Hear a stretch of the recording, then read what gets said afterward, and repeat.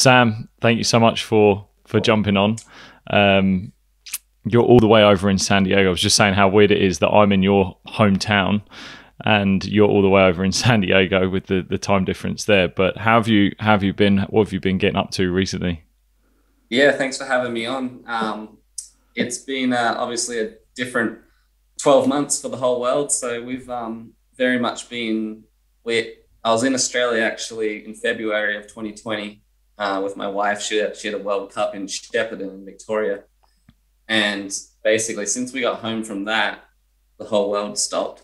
Mm. And so we've very much just been at our house here in San Diego and build a gym at the house and things like that, so that at least my wife could keep preparing for the upcoming Tokyo Olympics. And yeah, spending a lot of time at home, which hasn't been terrible. I'm a bit of a homebody, so Yeah. it's been okay. We've built a home gym, which is something I've always wanted. I've started a bit of a bourbon whiskey collection. So that's what this room is that I'm sitting in. So we built that room. We've just done a lot of home projects, I guess, in the so-called quarantine year that 2020 was. I think everyone's doing that. I think even when we had this mini 4-day lockdown over here in Adelaide, Yep. when it was a bit of a Yeah. mini lockdown, whatever it was, but my housemates, they were like, right, we're renovating, we're going to do loads of different things, and Yep. and then once it stopped or got told that it wasn't going to happen, the lockdown, they're like, oh my god, no, I've got nothing to do now. I've renovated everything. Yeah. Everyone's houses My are going to family be did the same changed. thing. Yeah, it's just such a thing to do. You're just pottering around the house and change that. Yeah. We'll just change the fencing, paint everything 3 times over. That's right. That's what we've got to do. Yeah. So what does your day-to-day look like at the moment? What are you been doing over? You're saying you're training Elise, and we can get onto that as well about your coaching. But what does a day-to-day look like for Sam? Yeah. So day to day, I'm full-time coaching. Obviously the main priority, my wife, Elise, getting ready for Tokyo. And so I work with Elise, her training partner, Lauren Reynolds, who's actually Australian and is in a good spot to go to Olympics for Australia. Anthony Dean, who I grew up racing with, is also Australian, and a young kid over here in America. Well, he's not a kid, he's 19. Cameron Wood, so he's an up-and-coming who just won his first pro race over here in January. So between those 4, that kind of is my day-to-day job, coaching and managing the preparations day to day and monitoring things. So pretty much, I guess a typical day is get up around 7, jump on wheel up to my ski erg thing and put in a good 30 minutes of cardio. And then generally I'm the barista of the house, so I go down and make the coffees and then it's off to training we go. And we have the Olympic Training Center 5 minutes from our house, the USA Olympic Training Center. So that's where my wife trains day to day. So we generally are either there or at our gym here at the house. And then, come home and to have a few hours off. And that's sort of where I either do a bit of study or whatever, take care of some emails. And then we go into our second session, wherever that might be, either at the track or in the gym. And then in the evening, I'll generally try to get in the gym myself. So I'll try to convince either one of them to pass me some weights or call up one of my mates to come over and hand me some dumbbells so I can have a go at it. And then it's dinner time and the days are full. Yeah. Wow, yeah. So you're doing 2 a days training? Most days are, yeah. I'd say sort of, 5 days a week are pretty much 2 a days, yeah. And the ski erg's a beast. That thing will take you down. Yeah. Yeah, I didn't have a great appreciation for it. It's something I bought about a year ago to try to. Since my injury, it's really hard for me to get cardio just because, well, when it first happened, like I couldn't actually get my heart rate above 110 because it was obviously my injury was so high being in my neck, like my respiratory was affected. But since having the ski erg, it's something that I can push pretty hard on, and I've been able to get my heart rate back to sort of regular heights again, which has been really good.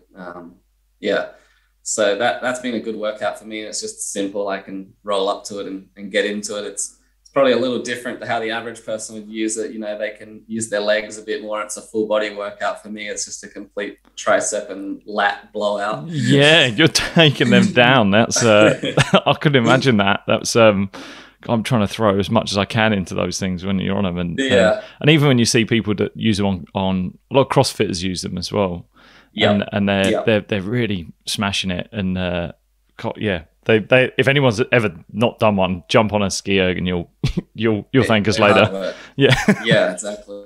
Yeah. So for you, let's wind it back to when you first started getting into BMX, and obviously you're in San Diego, but you've been out in America quite a lot. So what was your journey getting out there? Why America? But where did it all start originally here in Australia? Yeah, so it all started, I grew up in Trop Park, but that family still all lives, they live in a family home. My brother actually built a house just around the corner. So they're all still in the Trop Park area, and just grew up mad on bikes. Me and my brother Matt, we just rode we used to get on the expressway path, which you could go from, like, you still can, from Trop Park all the way to Seaford Rise, and just ride along there. And there was always bike jumps along the way. Like, we'd stop off in Old Brunella at that half pipe there near Junkford Corner. There used to be jumps there, and then you'd stop in Woodcroft, there was more, and then Hackham, there was more, and then eventually you'd end up at the Seaford Skate Park, and then Mum would be coming down there, you know, once it went dark to bring us back home. So that was kind of like childhood. I was really lucky. Just had a great childhood and really supportive parents. And I don't have the story of you know, a rough childhood, that's for sure, thankfully. And so just grew up mad on bikes, and also playing footy. Did Auskick, and then played footy all the way through primary school, and pretty much up until I was about 16, played locally at Flagstaff Hill, and did a few, you know, Sapsaza and state things when I was younger, and played a lot alongside Alex Carey, who we spoke about a bit earlier. So him and I were good mates, and sort of did the same pathway in junior footy days, I guess. I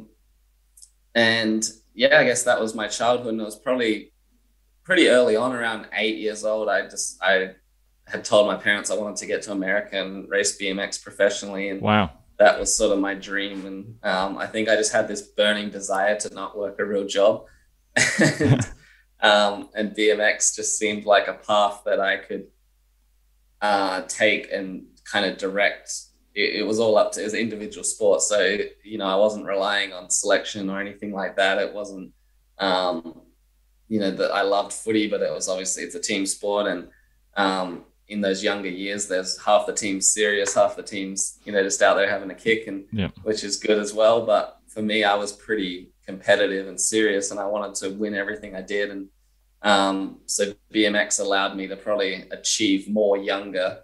But then obviously the footy pathway probably ends up being a bit better as you get older. But for me, I wanted to just travel the world and try to win races and just set my own path, I guess. And BMX allowed me to do that. So from a young age, that was flicking through magazines and seeing BMX in America, and it just looked kind of brighter and bigger. And I just wanted to get there. You know, they were racing at these indoor arenas, and all the sponsorship was here because all the bike manufacturers were based here. And I was just hell bent on getting to America. So it was around when I was 16, just turned 17. I'd saved up.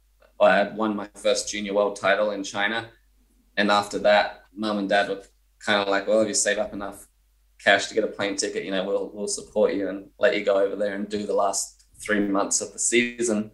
That was end of 2008. So I saved up enough money to get this Air China plane ticket that went like Adelaide, Sydney, Taiwan, LA. And then I found myself in America, and that was kind of where it all started. And I ended up winning my first professional race by end of November. And then, basically got picked up by a sponsor, by Redline Bikes over here.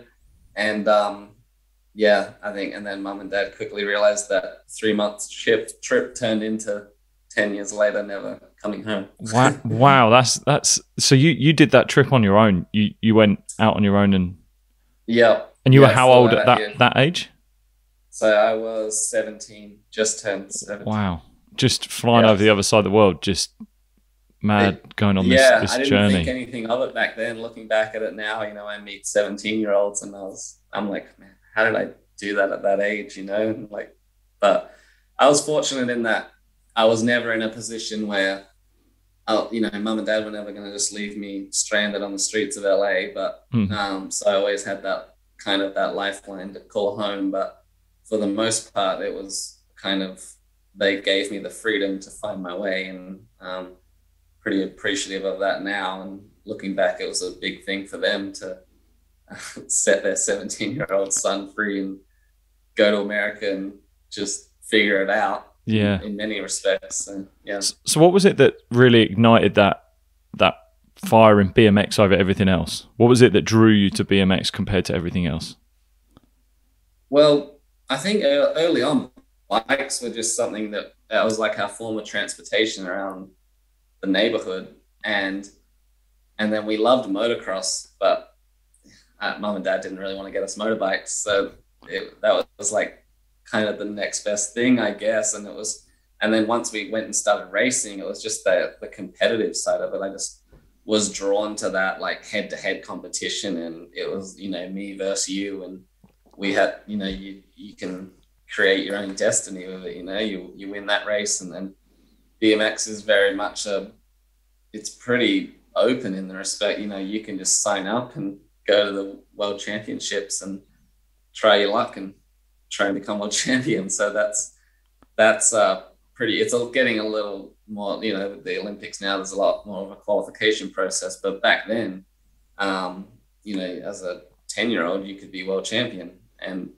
I think that's good and bad for the sport's development. But that was kind of what drew me to it, I think. And for people who probably don't know too much about the event of BMX, just explain a little bit about what it is and how it works, how you sort of win. Obviously, it's a race, so winning is crossing the line first. But explain sort of the systems around the whole event. So it's 8 people on the track at once. You line up in a start gate or evenly spread across like a track and field race. 8 people on the start gate, and it's basically a track's range from around 4 to 450 meters, and then depending on how they're built with different jumps and the surfaces and downhill gradient or flat can change the times that the track takes, but on average somewhere between 35 and 45 seconds. And a typical race would be 3 heats, and then out of that you'll get down to a quarterfinal. So then out of the heats they'll qualify the top 32 down to a quarterfinal, and then there'll be 4 racks of 8 people in the quarterfinals, and the top 4 from each rack will go into the semifinal, so they're cut down to 16, and then the top 4 from each semifinal will make up the gate of 8 for the final. And then most BMX races are 1 lap sort of to determine the winner, really. So that is like a bit like any sort of motorsport where the tracks are all different, so every track's different. There's some standards of, things now, like at the World Cups, for example, at the elite level, the start ramp is a specific dimension. So it's 8 meters high. And there's a certain degree that the first 8 meters are, and then there's certain degrees that the next bit is. So that's become a standardized start ramp. That happened when the Olympics came about. The gate itself, like the mechanism, the gate that falls, which you start behind, that has to drop at a certain speed. And so once you get up to the elite level, there's some technicalities that the tracks have to abide to. But for the most, like, tracks can be they're all totally different. And you get to go and have a look at them. You get to obviously you've got your heats, so you're having multiple goes at it really to begin with, but you're getting there days before, practicing on it, getting used to the track. Is that each individual gets a chance? Yeah, every event's different. That was one of the hardest things when I came to America, was you'd go to these little rodeo arenas where they'd build the track, and you would get 25 minutes of practice Friday night, and then you're on the gate to race at 10 a.m. Saturday morning. And that was, that's what I found really tough, because typically growing up in Adelaide or around Australia, we'd show up, 3 days before the race. You're generally racing on a track you've been to before, so you knew it, you'd seen it. And you do plenty of practice, you get fine-tuned on the track, and then you go race. Whereas this was like all the best guys in the world show up to this little rodeo arena where the track's tiny and it's all new, everything's crowded in this little arena, and 25 minutes, learn the track, and then we're going racing the next day. So that was an adjustment for me. Yeah. Did you get some sort of system in place or way of figuring out how am I going to utilize that 25 minutes to my best? Yeah, it was really about me just learning to kind of back your abilities, and you look at a track, like you can go in the arena, take a look at it, and you've got to just start thinking quicker on the flying. Like, okay, I know how I'll take that jump, and not be so analytical, I guess, of once you're out there. It's got to really be just get as much done as you can in that 25 minutes, and be a bit more aggressive with your approach of how you look at a track. Unfortunately, I've never been a super analytical rider when it comes to like, can I jump that, or how much speed do I need for that? I just kind of would go out and do it and see what happened. So that played to my strength a bit, but I had to make that adjustment and ramp my intensity up a bit, I'd say.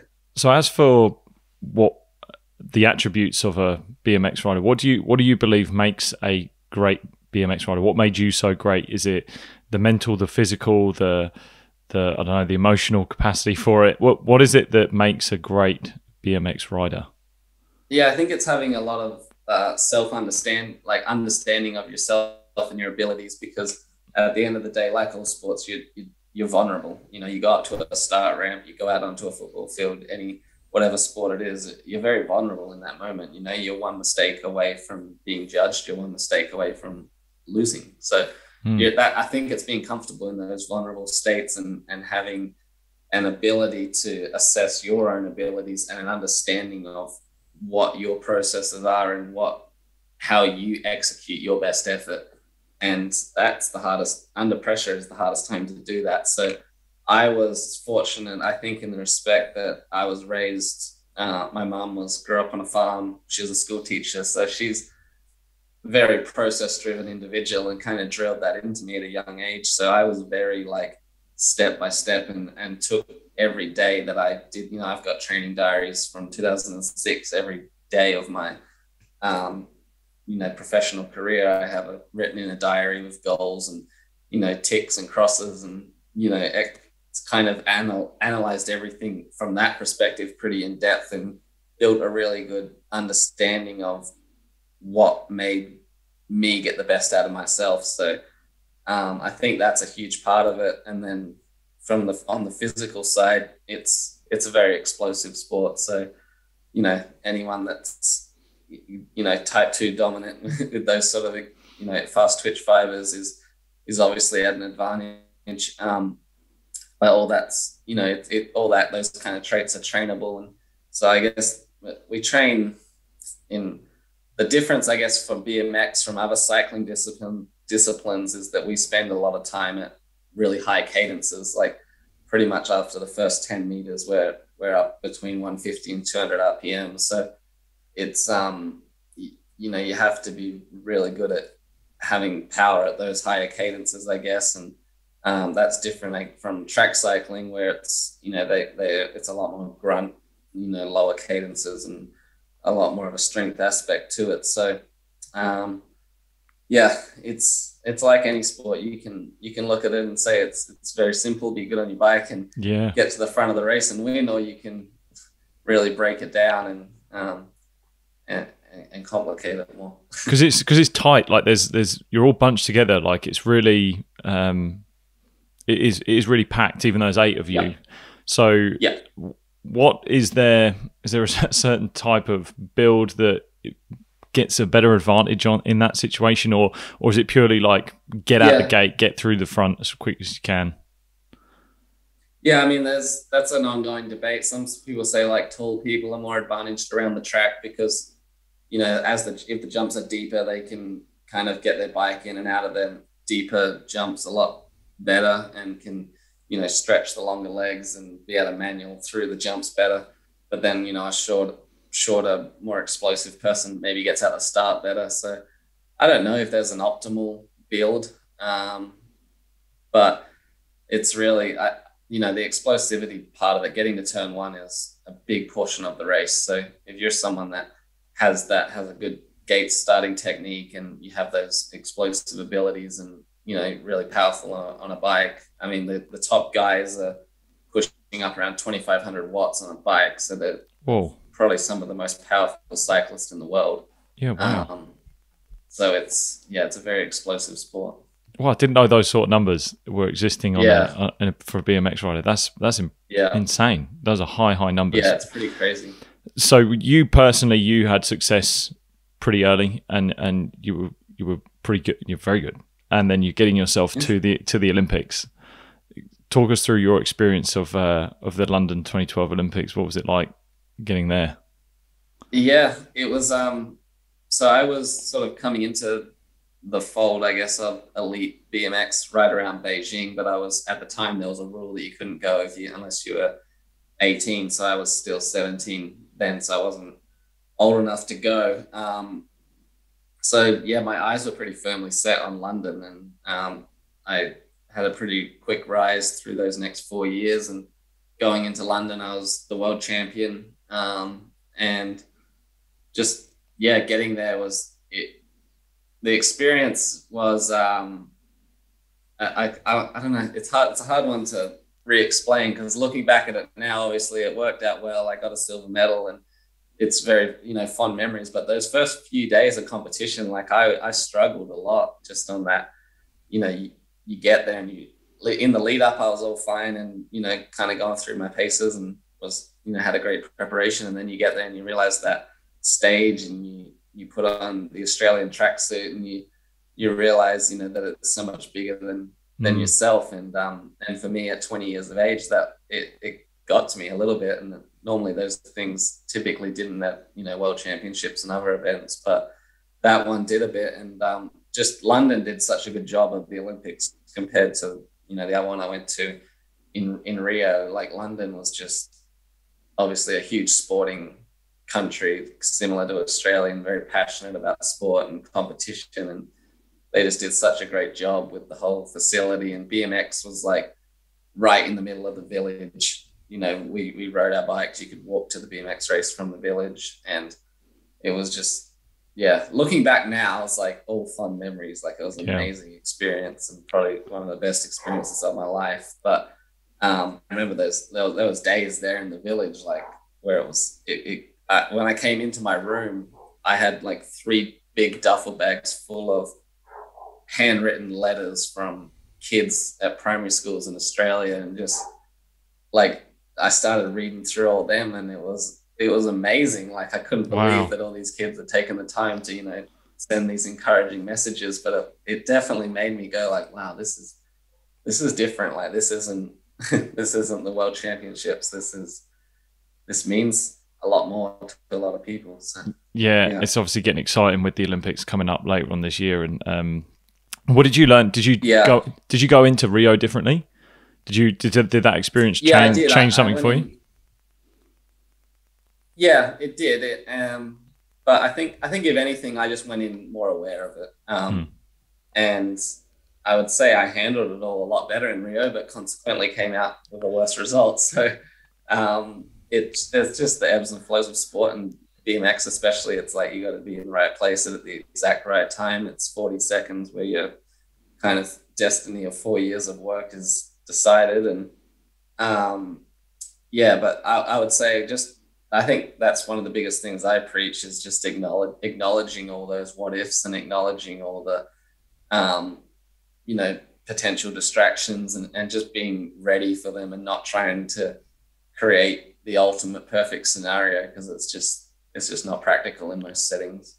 Yeah, that's really interesting that you're prepping yourself for almost every eventuality that you may face.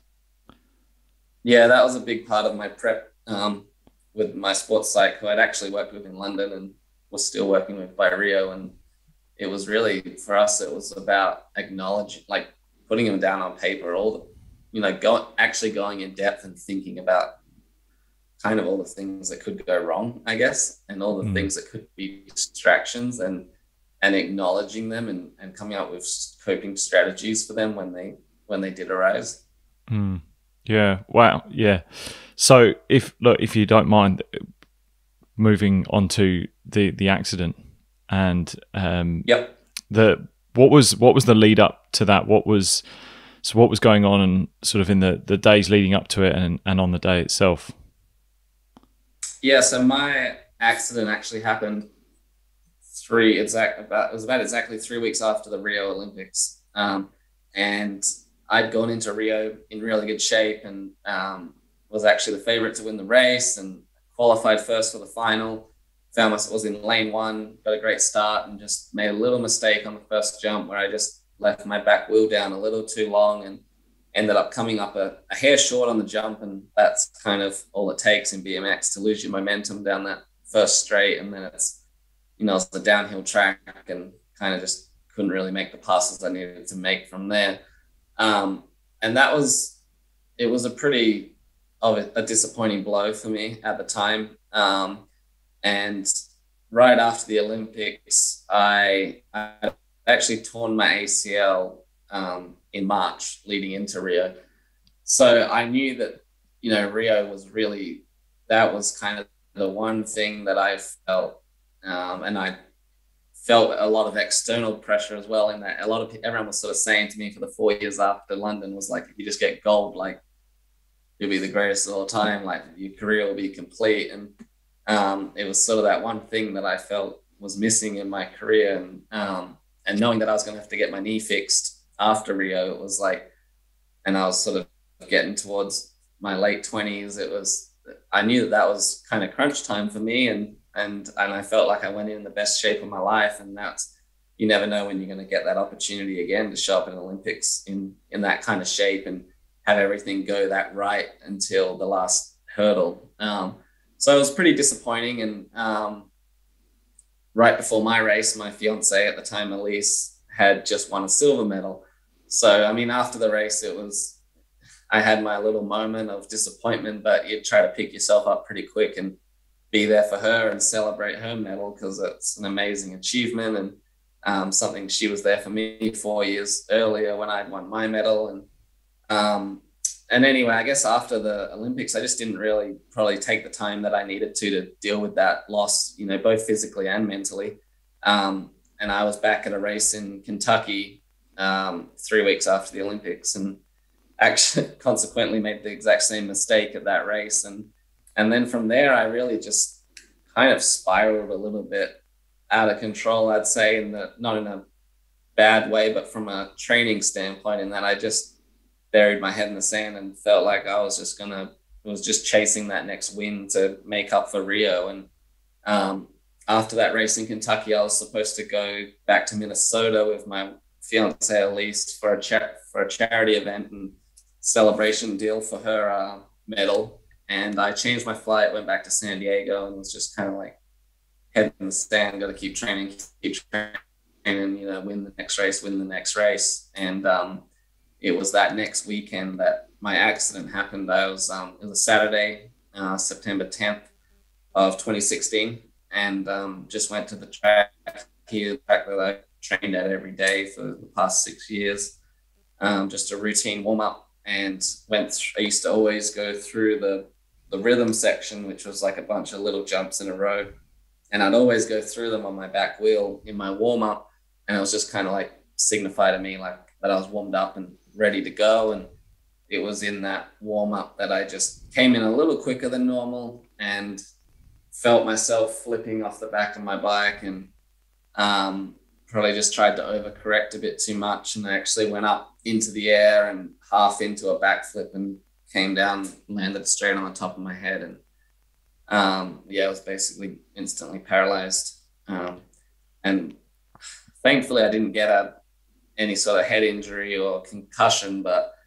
also I remember every second of the accident. And I remember being in the air and flipping backwards and kind of thinking like, all right, I've been here before. Like I flipped off the back of my bike hundreds of times as a kid, and you land on your back, you knock the wind out of yourself, and it's a horrible feeling, but you're okay. And I remember when I hit the ground, just thinking like, I'm not winded, and then all this is obviously happening in a split second, and then realizing that I couldn't feel my legs, and just felt like my legs were like way off in the distance, and that was when I really panicked and just tried to stay as still as I could. So who was with you at the time? Was there anyone with you at the track, and people that knew? You obviously said that people were away. Yeah, it was just a local public practice session. So Elise was in Minnesota. Obviously, my whole family is in Australia.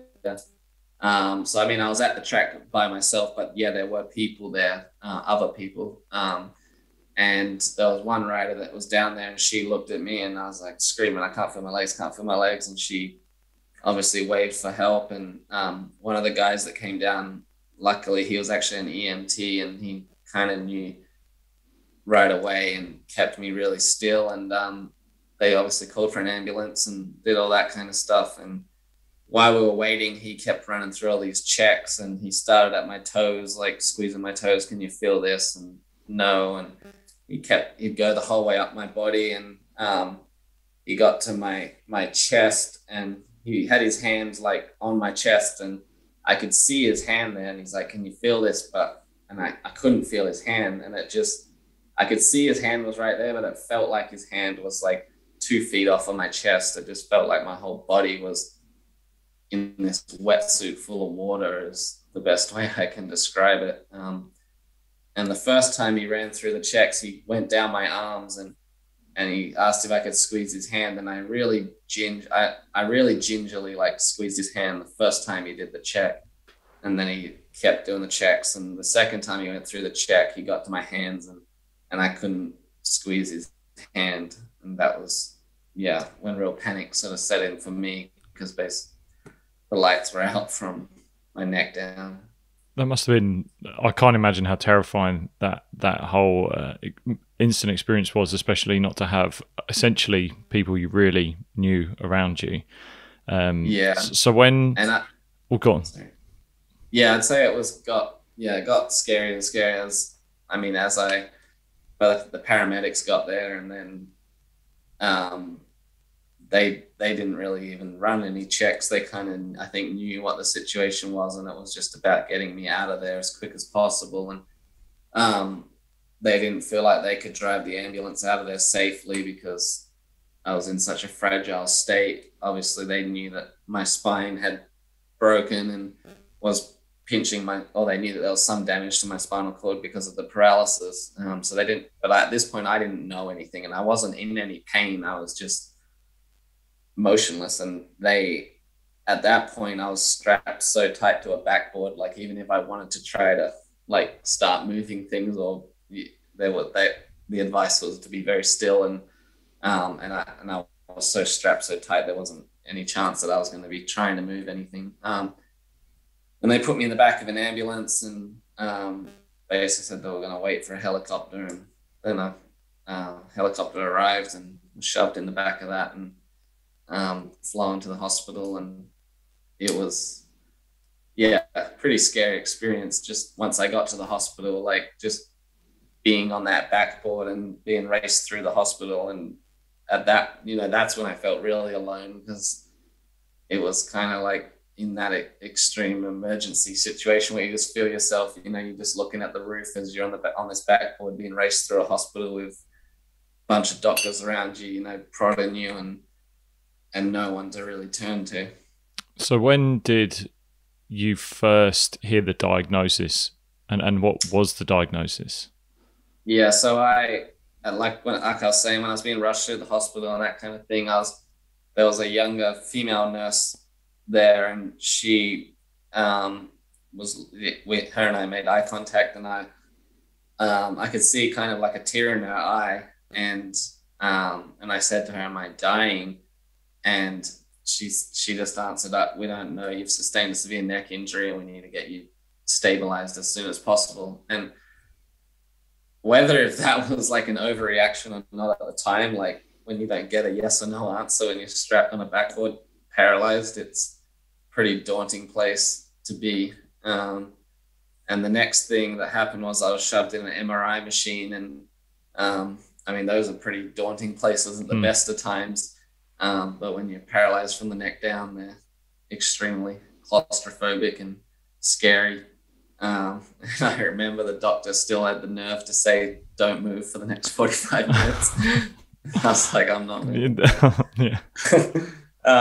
So anyway, I did the MRI, then was pulled out and then basically put into like a little room or curtained off room in emergency, and was still no idea what my injury was, and was obviously just strapped to this board still. And like I said, I didn't have any pain and just I didn't feel anything. And then eventually he was a surgeon. He came around. He didn't really introduce himself or anything. He just said, close your eyes and tell me what I'm doing. So I did that, and he said, what am I doing? And I said, you're squeezing my right big toe. And he said, okay, we need to go now. And I was kind of like, go where? He's like, we need to go to surgery now. And at that point, like, I'd never even been under the knife. So like my initial thought, like being in elite sport for as long as I was at that point, like every time you are in that situation where it's like go to surgery or something like that, it's always like you call home to your team, like, you know, who's the best surgeon, who's this, who's that. And that was where my mind went. Like I haven't even spoke to Elise hardly. I haven't spoke to mum and dad. Like I haven't spoke to our team doctor. Like, and he's like, no, we need to go now. Like you've broken your C5, 6, 7 vertebrae. C6 is a burst fracture and it's crushing your spinal cord. And if we don't relieve that pressure, like your chances of recovery are 0. And the next thing I asked him was, do you know what you're doing? And he said, yeah, we need to go now. And he laid out the risks and sort of said, like, when we go in there and we're pulling those bone fragments out of your spinal cord, because it's such a fragile area, like if we hit any higher or do any more damage, like there is always that chance of, you know, permanent paralysis. And at that point, permanent paralysis was the neck down. Wow. So what did happen to people like Elise and your parents, and where were they whilst all this was, obviously you said Elise was in America still, but where was everyone else and when did they find out? Yeah. So mum and dad were in Adelaide and my brother, and the people from the track had contacted all like Elise and mum and dad, and Elise was straight on a plane from Minnesota. So she was, while I was in surgery, she was flying to LA, and then someone had gone up to grab her from LA and drive her because that was the quickest way to get her there. So by the time I woke up from the 6-hour surgery, she was like, by the time I'd woken up from the anesthesia and everything, was probably at least probably around 7 or 8 hours. And by that time she was at my bedside. And she basically informed my mum and dad a bit, and they were on the next flight out of Australia. And yeah, on their way. Wow. That must have been such a tough moment for them as well. And really hard to receive that. Yeah, that was probably the hardest thing for me when I had woken up from it all, was like, and the doctor had come around and they'd started using the term of permanent paralysis. And I think just the thought of like mum and dad, my brother getting that phone call, and they're, you know, sitting on a plane for 30 hours and just being told that Sam's a quadriplegic, like that I just felt a lot of guilt and like just scared for everyone really at that point, because I was just I was so unsure of, I didn't know what the future held. And just to think that, especially thinking of like your mom sitting on a plane for 30 hours and that's all they've been told, is pretty scary thing. You spoke about it, you having a sense of guilt. Where did your mind go after receiving the news and sort of in the coming days following? Yeah, well, the first thing I said when I seen Elise was, you're not marrying me, you're not marrying a cripple. And I regret saying that now because I'm not a cripple, but at the time I was so scared. Like I didn't know what we were 25 years old and, the world at our feet kind of thing. And then this just happens and it was all out. I felt that a lot of it came from me just chasing something that didn't need to be chased at a certain time. And I just didn't want to hold up her life. And I just felt like a burden on everyone at that point. And that was kind of just where my mind went at that moment. And she was just solid from the get-go, never once wavered, and just right away from that moment said, I'm not going anywhere and we're going to find a way. And she, in the space of the last 4 years, I think she cried in front of me once, like just wow, was like, next thing, like, how do we help make you the best you can be? And she never once put like, if I wanted to try to walk again, it was like, that was because I wanted to try to do it. She told me from the get-go, I don't care if you're sitting in that wheelchair. So I'm very lucky to have, those kinds of people around me. And incredible. That's another level of support that not many people will get to feel at some stage. So when you started to go into rehabilitation and the rehab process, what did that look like for you, and what was your mindset going into it?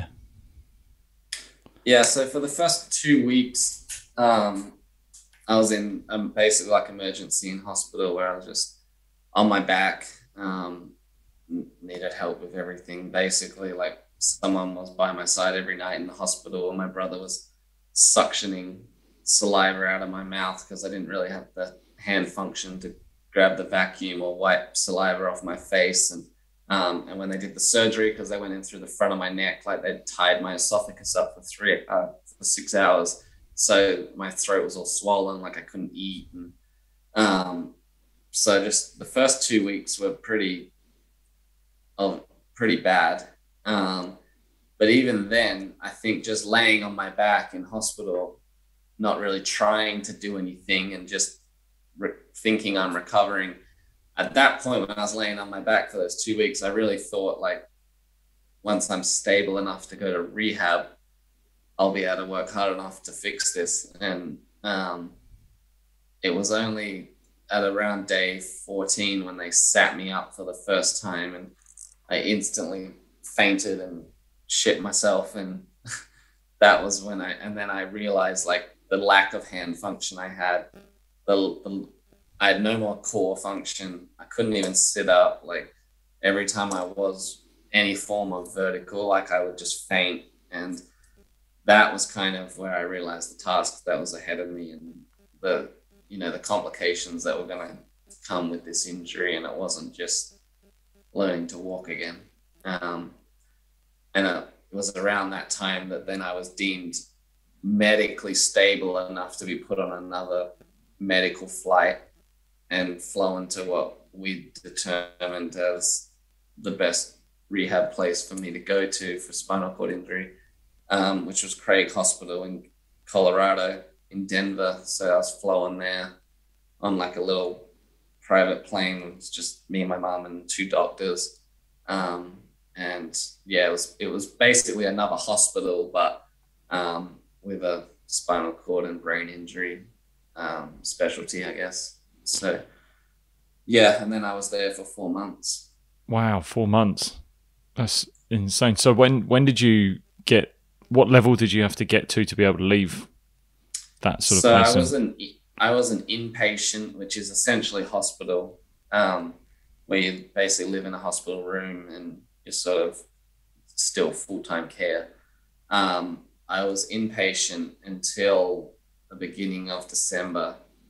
And then I was outpatient, where they moved us into like a little apartment, and with Elise's help, we were kind of living there, and I was still going to the rehab center every day. Well, we're still living at the hospital, but I was doing rehab at the hospital every day. We were there for the month of December while we sort of made adjustments to our house to give us a bit more time before we went home.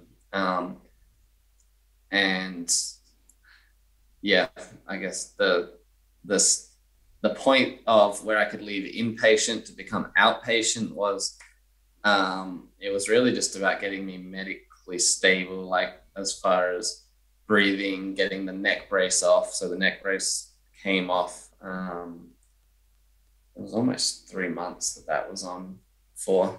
Once they felt the hardware was stable enough and that kind of thing.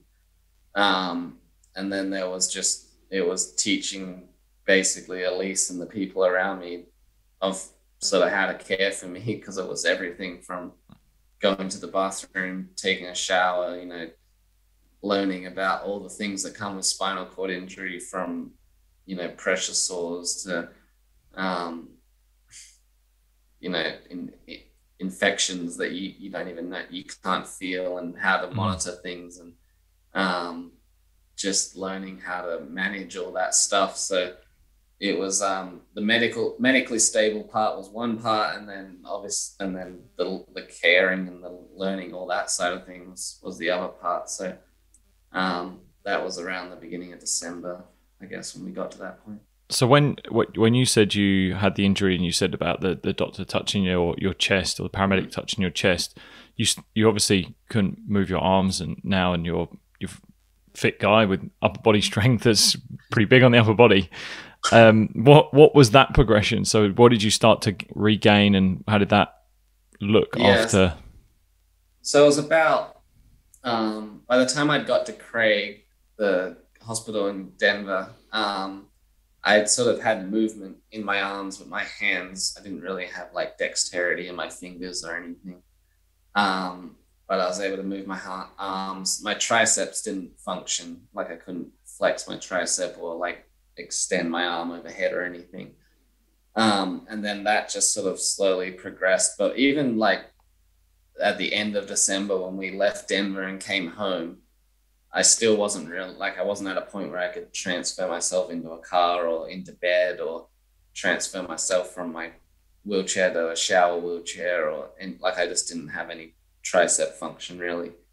But I had movement in my arms, and my hands at that point. Like my left hand is still pretty bad. I'm always careful saying bad, because there's so many people that with my injury whose hands are a lot worse at this point still. But like, for example, I wouldn't be able to open like a Coke bottle with my left hand.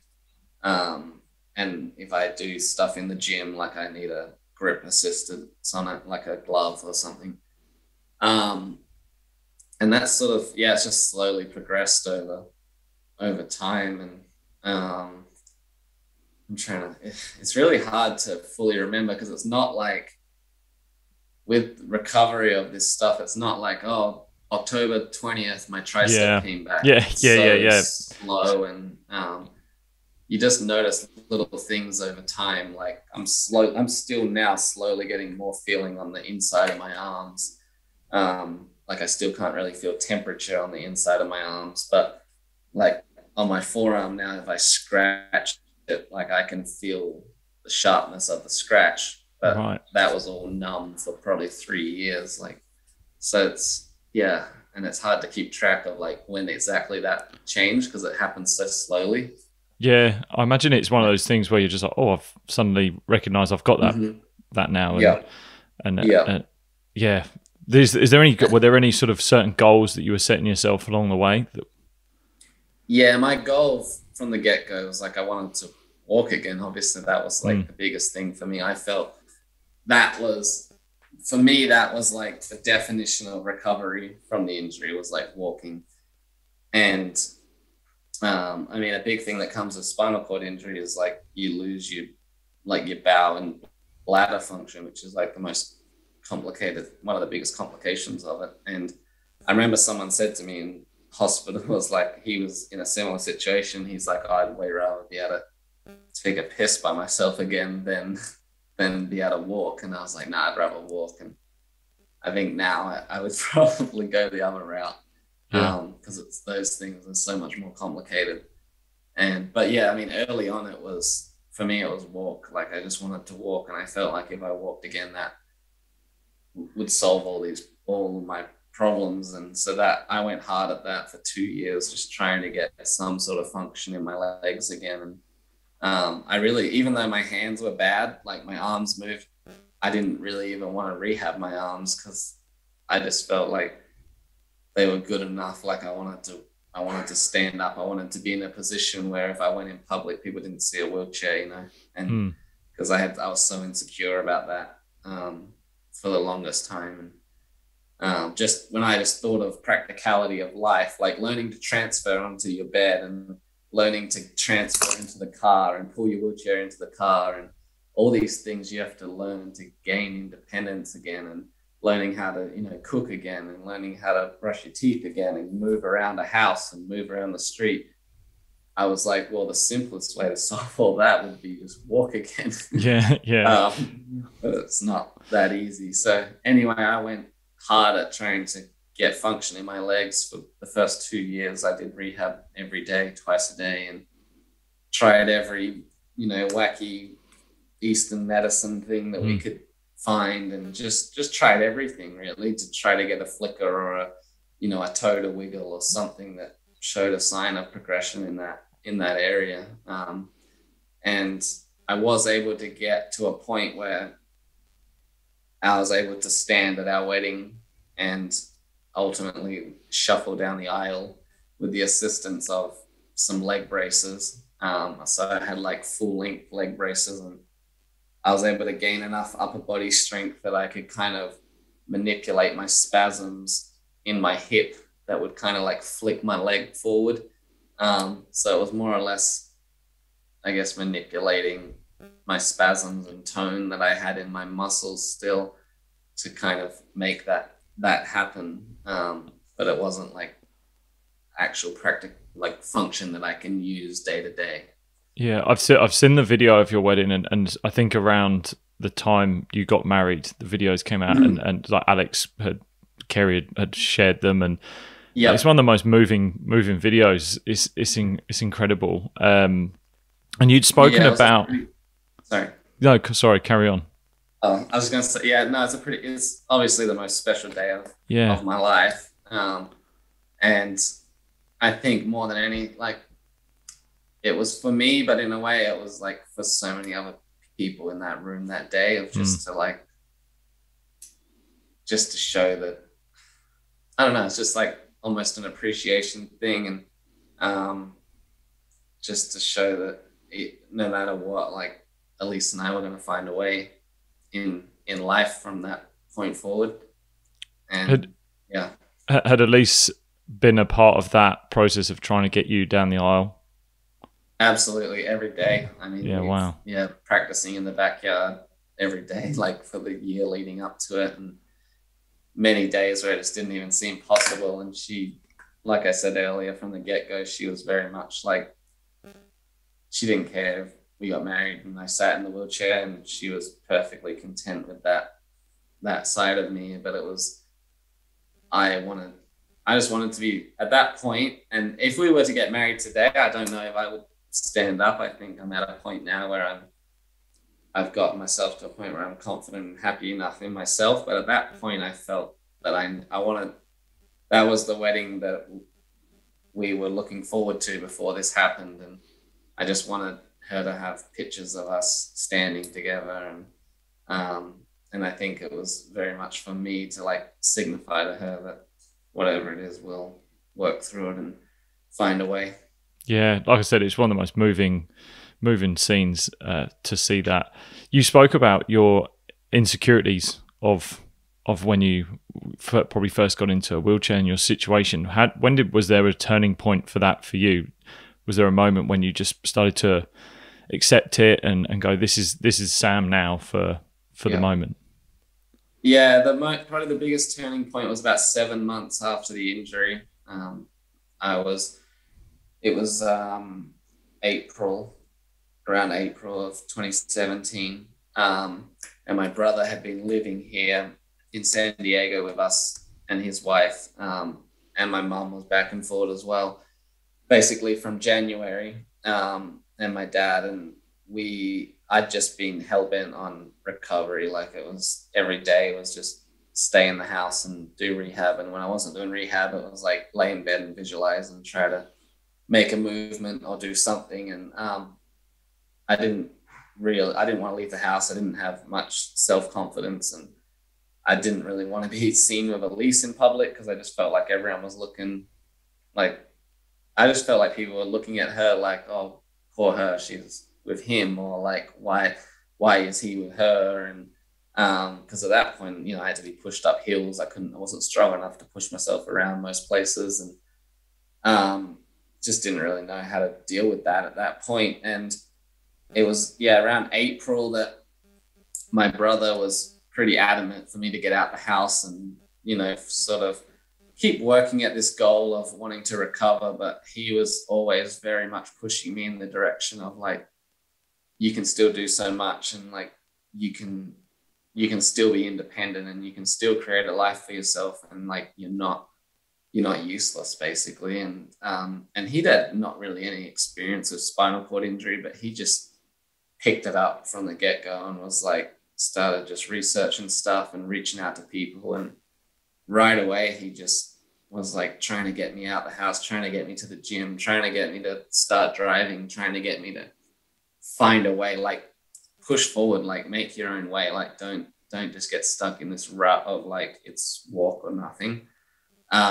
So anyway, it was around April that he knew that I loved NASCAR, and there was a NASCAR race about 2 hours away in Fontana, and he was like, we're going to this race. So he'd called a friend of mine that worked in the industry and organized these tickets, and organized basically throwing me in the car and driven up there and said like, we're going. And the guy who got the tickets, he'd organized like this full VIP sort of thing, meet and greets with all these drivers, and which I was pretty insecure about at that time, because still at that point, everyone introduced me as Sam, the BMX world champion. And I can tell like when people would do that, the other guys looking back, like, well, how does that work? Like, yeah. And like, well, why, they obviously don't ask. And I didn't really even know how to interact with that. That was my first real outing in a wheelchair. But anyway, the guy that organized the tickets, he said, at 10 o'clock, like, make sure you go to the number 13 hauler. There's a guy you need to meet, and his name's Booty Barker, and he's in a wheelchair, and I need you to meet this guy. And Matt and I, that's my brother, Matt, we were a bit like, okay, like, at that point, I didn't really want to meet anyone in a wheelchair. And as terrible as that is for me to say, that's how I felt at that point, because I just didn't want that to be me. And I didn't want to learn about living in a wheelchair. I didn't want to be in a wheelchair. So anyway, out of respect, we went to the number 13 hauler and met Booty. And here's this guy, he comes wheeling out the back of this semi-trailer, big wheelie down the back, and he's like big southern guy, like pretty solid, well built, and very capable. And he's like, hey Sam, how you going? I'm Booty Barker. And just the most like upbeat, funny guy you've ever met. And he pulls us in the back of his trailer, and like Matt pushes me up in there, and Booty's like climbing around all the walls and pulling out exhaust manifolds and showing us his engine data on his laptop. And Booty he's a crew chief for this multi-million dollar NASCAR team at the top level. And he's a qualified engineer, and he basically runs this team. And he's just full of life. And he looked at me, he's like, how long have you been injured for, Sam? And I was like, 7 months. And he's like, you look great, brother. What are you going to do now? and I was kind of like, didn't really know how to answer that, because I had no idea what I was going to do. And my brother kind of answered it for me. And he's like, Sam's working on his recovery. He really wants to walk at his wedding at the end of the year. And then Booty's like, that's great. Then what? And I was like, didn't know how to answer that. And my brother sort of awkwardly like asked Booty, like, when did you like stop doing rehab? And he's like, rehab? I didn't do no rehab. He don't need no rehab. He's fine.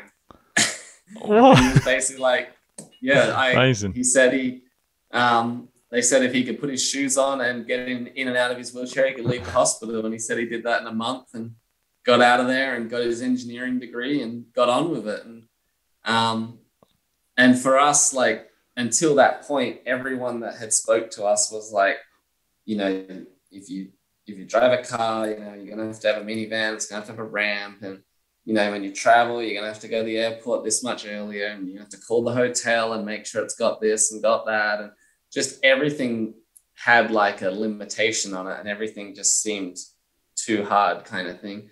And like independence just kind of fell out of the picture at that point. And I just felt like I was kind of like this object that everyone had to keep alive in many ways. And Booty was just kind of like, nah, like, he's like, you want to drive an F-350? He's like, you get it, get yourself strong, get up in it.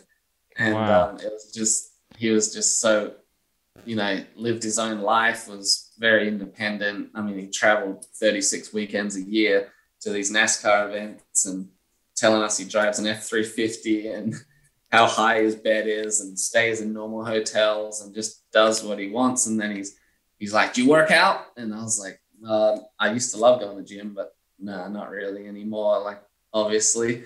And he's like, oh, you're going to have to go to the gym, brother. He's like, me? I bench 140 kilos and I do pull-ups. He's like, you're going to have to get strong, brother. You're going to be pulling yourself around a lot. And then he looked at my brother and he said, here's the deal. Me and him, we're the same as you. We're just going to have to drag ourselves around a little more. And wow. Those were the words that I lived by basically from that day forward. Was like, me and Matt left that NASCAR event and we went back to the hotel and we're like all motivated, like, let's figure out how to get you in the bathtub and like, let's figure out how to make you get in bed yourself. And that was like, I went home from there that day with this whole new energy of like, I'm just going to be what I want to be and figure it out. And, Wow. and I had to start small, like brushing my own teeth again, like putting my own shoes on, getting myself in and out of bed and start driving a car again, learn how to pull my wheelchair in and just figure it out. And me and Matt started going to the gym again. And from that point forward, I just really took the knowledge I learned in hospital of the stuff you have to know about spinal cord injury and the stuff you have to be aware of. But for the most part, just find my own way at that point. Yeah. Did you feel like you had a bit of an identity shift? Did you feel you were this sort of identity before, and then bang, I've now recognized I can change that?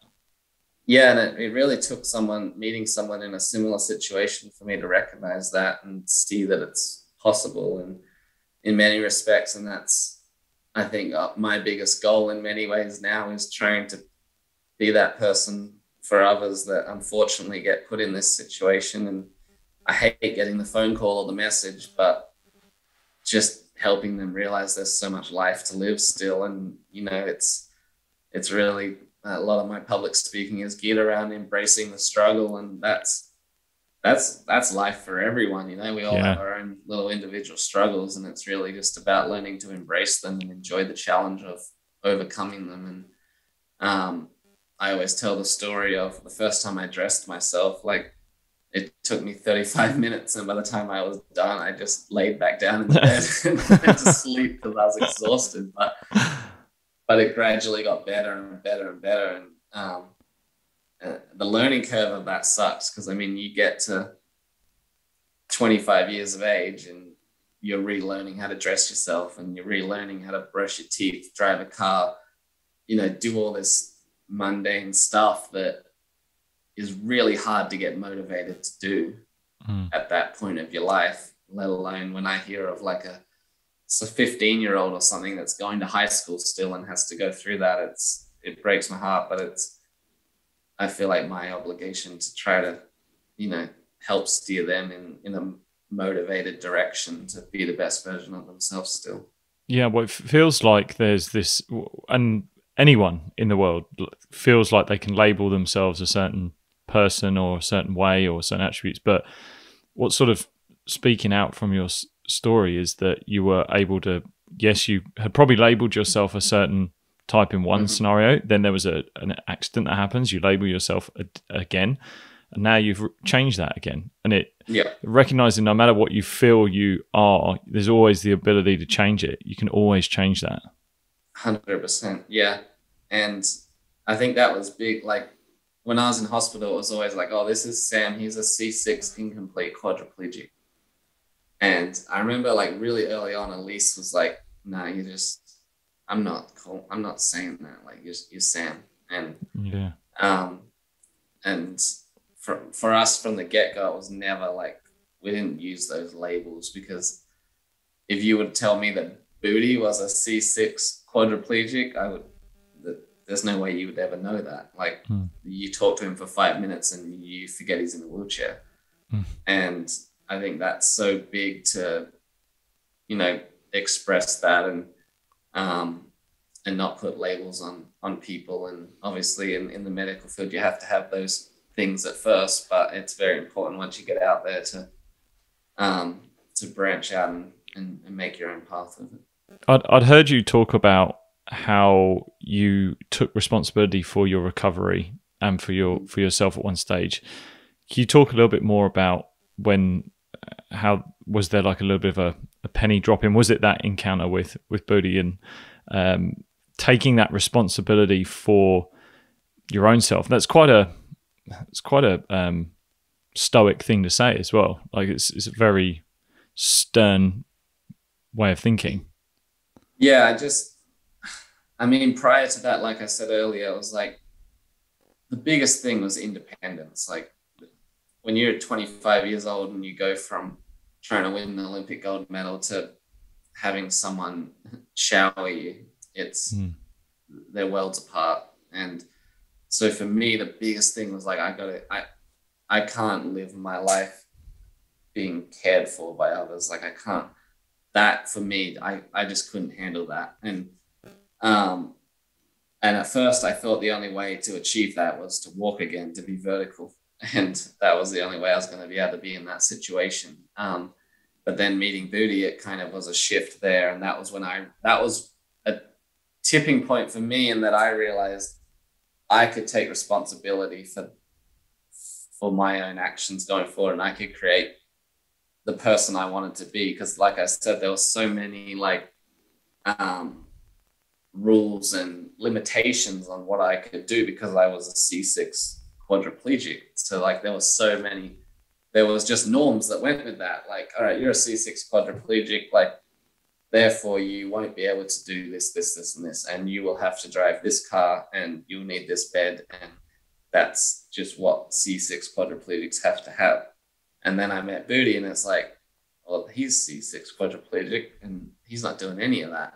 He's living a totally normal life and just dragging himself around, as he said. So then I went home from that, and it was like not a matter of copying how Booty did everything, but I just stopped putting limitations on it. Like I didn't go to the medical book to see if I could do that or not. I just tried it and suffered the consequences if it didn't work out perfectly, and then tried to fix it, and eventually got myself to a point where now I do live an independent life and I do take care of myself, and everything we do is normal. You know, I've traveled the world by myself. I've traveled the world with Elise, and I wake up every day and handle my business. Is my day different than what it used to be and different to maybe what yours would be? Yeah, it's very different. There's so many things I have to think about every day that not a quote unquote normal person wouldn't. But I learned to enjoy that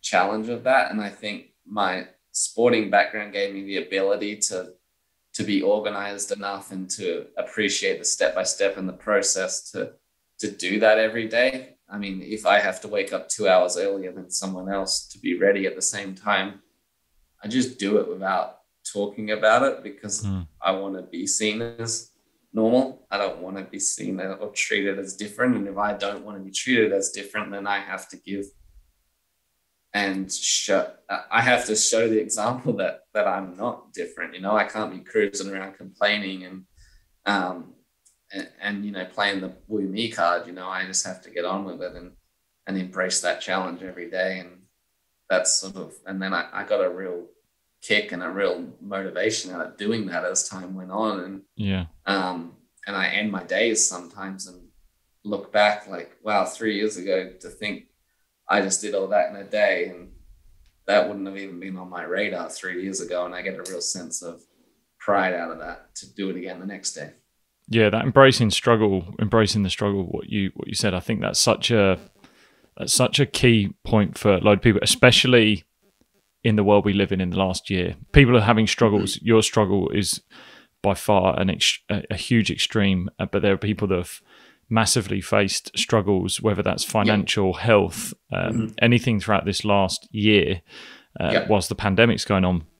And I think I've always, as much of the struggles that I've had personally in my own sporting journey and what I face day to day, or I just think it's so true. Embracing it is the way that teaches you have to have that night in order to have the day. You have to have the low to have a high. No one, if you're looking for that comfort day to day, it's there's no high. No, it's not reality. There's no high because you've not gone down. You've not gone down into that trough to find that peak, and that I wish is one thing, especially for kids. I think especially for kids 100%. Because we run. They run from those fears, the failures, the struggles. This is too hard. I can't get it. And that is the good bit. That's the bit that makes you strong. That's the bit that changes you, makes you realize it. It completely changes how you go about your life and your sport, whatever it may be. For sure. Yep. 100%. Was there when you started going into coaching now? So for people who are listening, at least we've mentioned her a couple of times, but she is in her own right an extremely successsul BMX rider. So she's world champion, silver gold medalist, and you guys are hopefully heading towards Tokyo. And she's clearly been one of your biggest supports in what you've gone through, but now you're supporting her in what's been your, I guess, learnings of taking what you did on the bike to now coaching. How does the dynamic work as well as having your own wife as your athlete that you're training?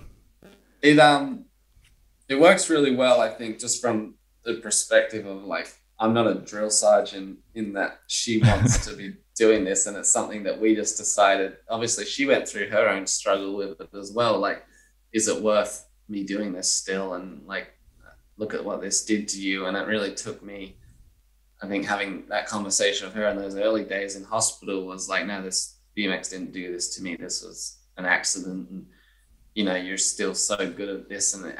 And having that purpose in life is so important. And like for her to just, because early on she wanted to say like, is it worth, like, why do I care? Like, what's the point of caring? There's bigger things than caring about this. And it was like, no, it matters to care about, winning a bike race. It matters to care about winning a sporting event, because that gives you a sense of purpose day to day. And that gives you something we need that, I think, as humans, is something to strive for. And we can't just live in this, fairy tale, like we said, of just everything's, rosy and we shouldn't never push ourselves. And she was too much of a talent to just walk away from it at that point based on just guilt of competing. And I don't have any, like, I still go to the track that I crashed at every day of the week, and I'd never think twice about it, just because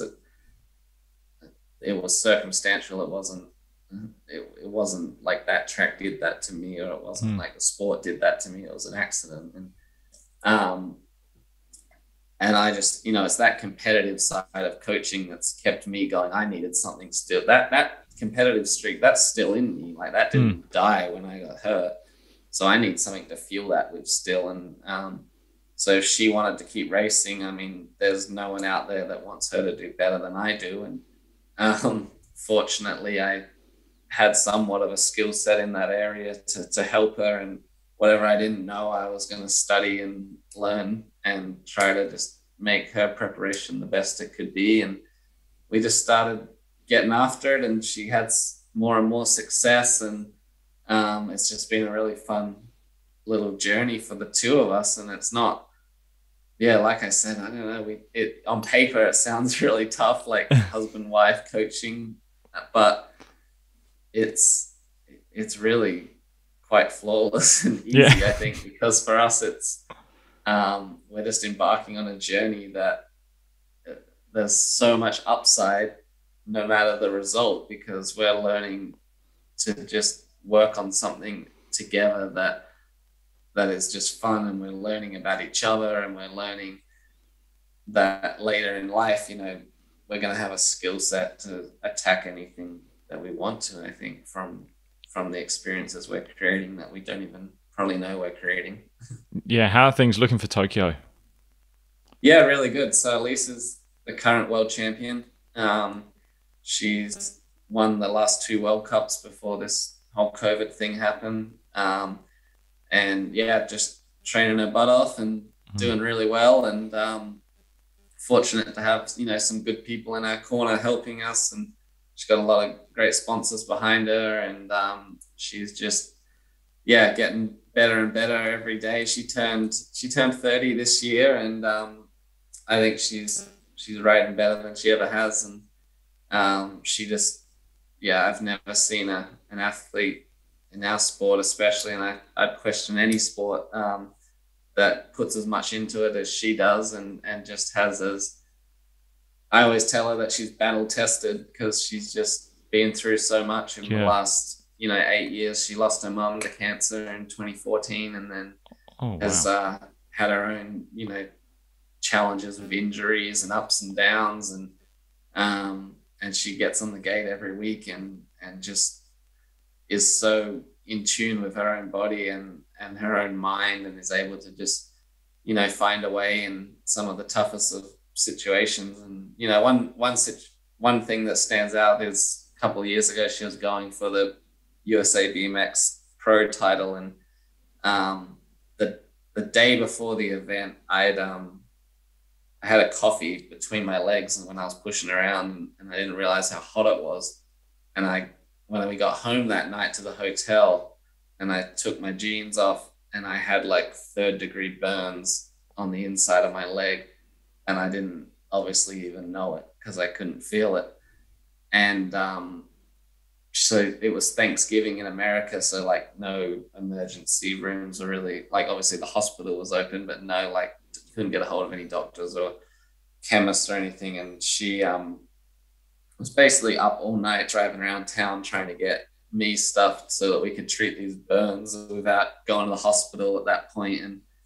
And then she shows up that next day, and I've never even told that story, like no one would even know about it. And she just shows up the next day and doesn't talk about it, probably got a few hours sleep, and gets on the gate and finds a way. And I think that that's just a testament to her, and that, it's about kind of what I was saying before, like how my day might be more complicated than yours, but it's about you embrace that challenge of doing those things behind closed doors without having to, promote them or talk about them. And I think that's when you build real character, and that's when you really sort of learn about yourself. And I think that's a hard thing in this day and age, is that, with social media and stuff, it's like everyone wants a pat on the back for every little challenge that we go through. And whilst it's good to talk about problems as well, I think there's real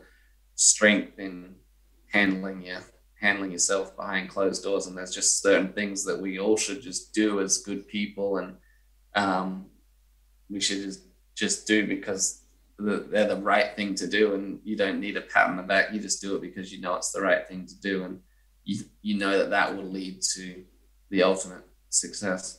Even then, like, not everything has to be perfect in order to do well as well. Like, it doesn't. Right. Even exactly. In sport, you can think like, right, I have to have this routine, but you can leave some openness for a challenge that's just going to crop up, or a little mini change, and you might have to adapt, but you can still have that strength of character, flexibility. Yeah. That. So, last question really from me, it would be, what is all of these experiences that you've got, and you and Elise have gone through some of the highest highs and the lowest lows, and together, and hopefully some more high highs coming up soon. And but what is it that's taught you the most from where you were as that young kid coming onto BMX scene to where you are now? I think that probably that courage is something that's within us all, and unfortunately it takes maybe being hit head on with a challenge for us to realize what we're really capable of at times. And I think, yeah, just the capability of the human being really is probably the thing that just amazes me every day. Is like, even just sitting there and you watch people walk around. Like for me now, I watch people walk and it's like, it's amazing what the body can do. And I guess what I've learned is that I don't really live in fear of any failure anymore or any hurdle, because I just feel like when there's a will, there's a way. And those words have never probably rang more true to me than they do now. Yeah. Wow. Sam, you're such an inspirational person. I'm so glad I got to meet you, and I'm so glad we got to do this. So thank you so much for your time. If people want to reach out to you, where's the best place to find you? I mean, I'm on Instagram. I'm not great on it, but I'm on there. I think it's just swilloughby91_. And yeah, so just get in touch with me on there, or I'm around. I'm doing a bit of public speaking now, so if there's anyone out there that's interested in any of that, I'm with management group TLA, so you can reach out to TLA for any of that kind of stuff. I've done talks with sporting teams, schools, corporate business, all that kind of stuff. So it's something that I enjoy doing. Yeah, I'll leave all the links in the show notes for people to grab a hold of you, so it'd be real easy should they want to get a hold of Sam Willoughby. But mate, thank you so much for this. You've been an absolute legend, and I wish you all the best for what's coming up over the next few months. Actually, it's going to be an interesting time. It is, yeah. Thank you very much for having me on. I appreciate it. No worries.